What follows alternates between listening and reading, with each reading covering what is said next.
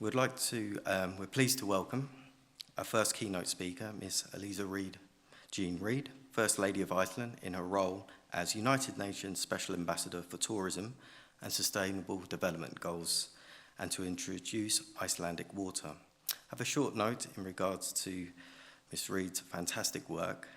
She's been the First Lady of Iceland since 2016 and born in 1976 in Ottawa, Canada. Eliza relocated to Iceland in 2003, and she holds honours and Bachelors of Arts in International Relations from Trinity College, University of Toronto, and a Masters of Studies in Modern History from St Anthony's College, Oxford University in the UK.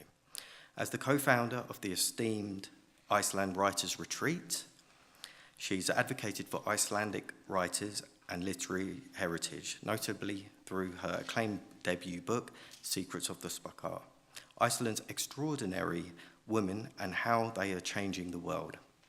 Her multifaceted career spans editorial roles of Icelandic's In-Flight magazine and Icelandic Review, alongside frequent commentary on Icelandic affairs for foreign media. She is sought after keynote speaker on an international stage. Eliza's philanthropic endeavors extend to patronage of several organizations such as the United Nations Association of Iceland and SOS Children's Villages Iceland, further amplified by her role as the United Nations Special Ambassador of Tourism and Sustainable Development Goals. Passionate about inclusion, belonging, and equality, she has wielded her influence through poignant points and compelling TED Talks. Welcome.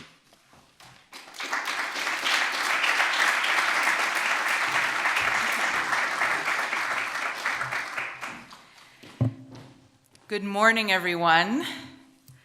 Excellency Dr. Musar, my friend as well. Such a pleasure to be back here in Slovenia. I'm trying to fix my jacket. There we go.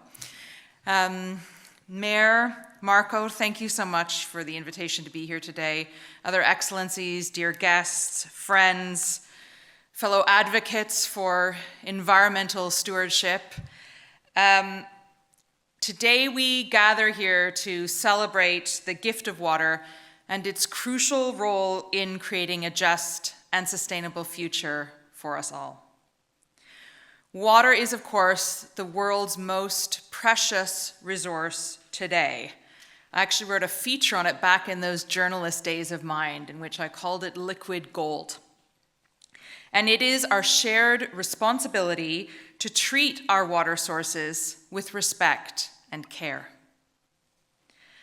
My country, my adopted country, Iceland, also often known as the land of fire and ice, is blessed with abundant natural resources, including pristine glaciers, crystal clear rivers, and more than 10,000 waterfalls. That is to say that we have a lot of natural water in Iceland, and we consider ourselves fortunate to have access to this fresh, high-quality resource. Now, how much fresh water am I talking about? According to the World Bank, Iceland ranks as the richest in internal renewable fresh water per capita, with approximately 460,000 cubic meters per capita in 2020. I should also add, though, that Iceland has a small population, and we love per capita statistics in Iceland. We probably have more per capita statistics per capita than any other country. But maybe Slovenia is close, I think. Should work in that. You may have also seen in the news lately that Iceland is also an active volcanic island. And so the bedrock in our country is young, geologically speaking, young and permeable compared to European countries in general, which means that we have the perfect natural water filter right in the ground for us. But there is another source, and I feel like it's similar to what I've seen in Bled the last couple of days. Frequent low-pressure weather systems entering the island result in high annual precipitation, i.e. rain, especially in mountainous areas. So in Iceland, we get a lot of rain, and I thank you all in Slovenia for the extra Icelandic weather warmth that I've received lately, which is wonderful. And that is the bright side for all this rain. We do sometimes have not ideal weather, but that precipitation contributes to rich and clean groundwater streams and surface springs in the youngest parts of our country. Like in Slovenia, most of the drinking water in Iceland, or 95%, is obtained from groundwater. And this water is generally not treated due to the natural hygienic quality of the groundwater. In fact, I'm often asked with my travel and tourism hat on what I recommend for tourists visiting Iceland. And in order to keep friends with everyone and not recommend certain companies or organizations, my number one recommendation is to drink our tap water. But as I mentioned earlier, this plentiful water is not unlimited. And so we've embraced responsible and sustainable ways of using this invaluable resource. The water from our lakes, rivers, glaciers, which covers about 10% of our country's surface area, is in many cases used for electricity production through our hydropower plants. The groundwater that has been heated up by the volcanic bedrock is then used for district heating, for swimming pools, that's the other thing I recommend if you're visiting Iceland, for warm baths, and for electricity production through geothermal power stations. But water is also deeply intertwined with Iceland's environment, culture, and economy. From those geothermal hot springs to our glacial lagoons, water shapes our landscapes. It fuels our industries, it inspires artists, and it provides habitats for wildlife. We have a wonderful art exhibition, for example, in the town of Stykkishólmur, and now you can make a spa wellness relaxation sort of trip in Iceland by traveling around our island and visiting our many different geothermal spas. I think actually that we are possibly Europe's only supplier of wasabi, natural wasabi, which is again another plant that is very water intensive to be able to grow. So these initiatives are our kind of way of indirectly exporting water. And in our daily lives in Iceland, water meets 100% of our house heating and electricity needs through the renewable energy sources. So we heat our homes often with hot water that's in the floors, and we use the same technology in a lot of our public sidewalks in wintertime, for example, to keep them ice-free. So we feel very lucky there, at least I feel very lucky there. But I also want to talk a little bit about water in an international context. As the world's population grows and water scarcity becomes an increasingly pressing issue, it's essential to adopt forward-thinking strategies and long-term planning to ensure sustainable water resource management. Water is becoming increasingly valuable, arguably the world's most precious commodity, as I mentioned at the beginning of remarks, the liquid gold, as I call it. How exactly important is water resource management? Well, researchers at MIT expect more than half, or 52%, of the world's projected 9.7 billion people to live in water-stressed areas by 2050. What can we in Iceland do? We have taken a proactive approach, including scientific research and protective measures to maintain high-quality water sources and prevent contamination. Those geological surroundings that I mentioned earlier with the porous and fractured lava fields, they naturally filter water, but they also make our water reservoirs open and sensitive to surface contamination. So because of that, extensive water protection zones have been defined in the country.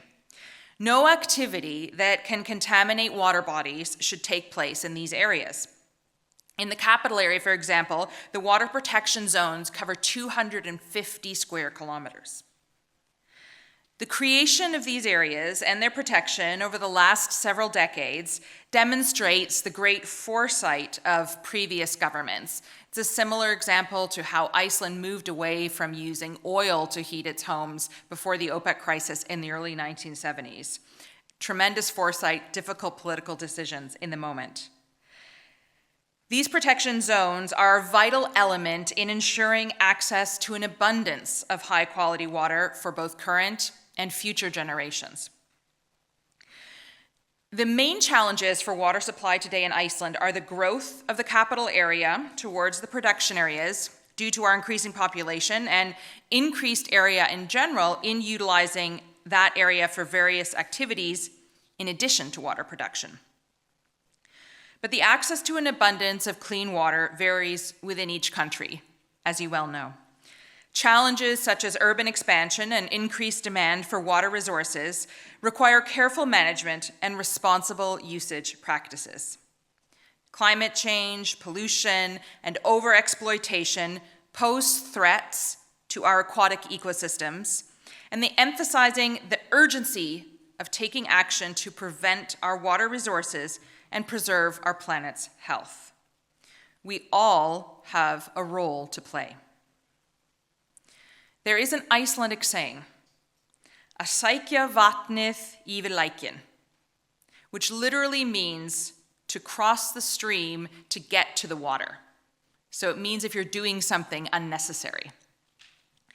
And what's the relevance of that, other than teaching you all some Icelandic, which I think is very important in every speech? It's about not reinventing the wheel. It's about building on our own knowledge. Some countries have already acquired or are developing knowledge in certain fields.